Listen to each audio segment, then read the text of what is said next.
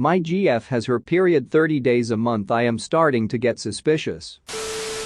Do you think couples right now are having more sex because they are home together longer or less sex because they are home together longer? Why? My brother from the same Martha, what's up my man, so glad you can make it to another story time. Make your boy Andrew proud and hit that MF like and subscribe button. If you do, I'll send you a family-sized bag of Doritos. Enough chips, let's start the stories. Probably both. Starts off with more sex. Before everything grates on them. Then there's no sex. Then they argue. Then they have make-up sex. Both. At first, oh yeah, we can finally have sex now, then it's I'm bored, let's have sex. Then it's God just leave me alone for a minute. Work at a pharmacy, there has been an increase in Viagra prescriptions and Plan B sales. Birth control prescriptions are about the same as any other time. My wife and I are stuck at home because we're both infected with something. One of our major symptoms are severe headaches. Edit. To make it clear, we're not sure what we're infected with. We're still self-isolating just in case.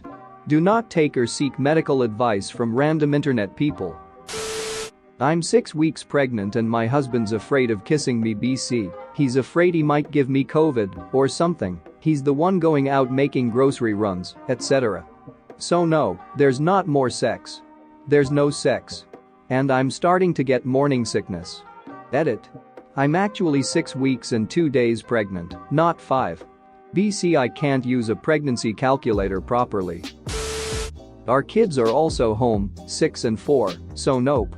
The 4-year-old is a certified professional cock blocker. If my husband and I are just spooning in bed, he will launch himself between us and declare he's the bacon for our sandwich. Not great for sexy times, but can you even get mad? I don't know how it works out for couples, but I write smut for a living, and people are definitely buying more erotica. Either people are home alone and looking to jerk it, or they're at home with their partners and just desperately want some alone time. My partner and I have been quarantined together and haven't had sex in over a week. I think a mix of the stress and cabin fever is making us fight. We had a good sex streak before this, so maybe it was time to let the jets cool. Edit. 24 hours later and still no sex. We did cuddle the duck out of each other though. Hard. My GF and I are usually very active in this department. Ironically, we've been having less because we are both just so damn anxious, worried, and high-strung about things. It's hard to focus on making love when you're worried about the rest of the world collapsing and your family who has heart issues, diabetes. I'm an introvert, so not dealing with people all day has left me with way more energy to head down to Pound Town. I am a cynic, so prior to the self-isolating I was pissed. I had to be around so many people all the time, interacting against my will. Now I am pissed that I can't interact with anyone. This is despite knowing full well that if I were around people, I would immediately not want to be. Stupid crappy dopamine regulation. I just want something other than what I have 24/7.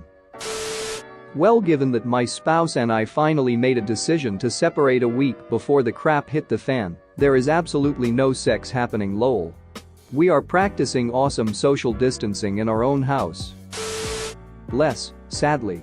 We both frequently worked from home when the world was normal, and those days were some of the best loud freaky fun love-making sessions ever.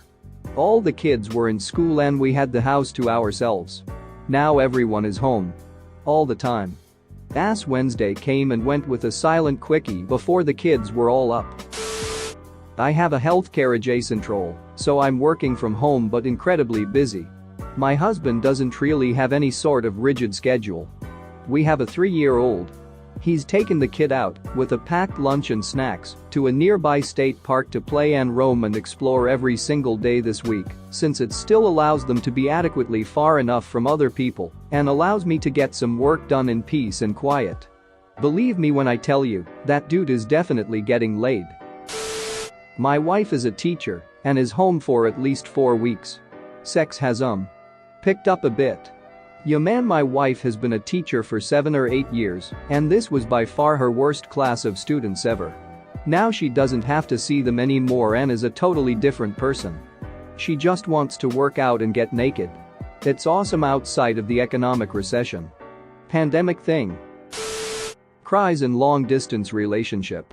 Same here, my GF is in Finland and I'm in the UK. Worst part is, she currently has no internet at home and doesn't know when she will again. We share the odd text message, but it costs far too much for us to be texting all the time given we're in different countries. It's usually like one a day to let each other know we're all right, and it sucks.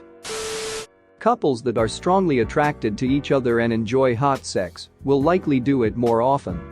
For those whose sex life diminished long ago, being around each other more probably won't make much difference, it might even decrease activity.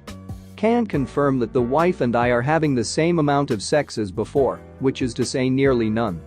Honestly, we've both just spent the past week on edge wondering about our financial future and such. When things were going along fine and both of your routines get turned upside down as well as your kids' routines, it can cause a lot of stress that wasn't there before.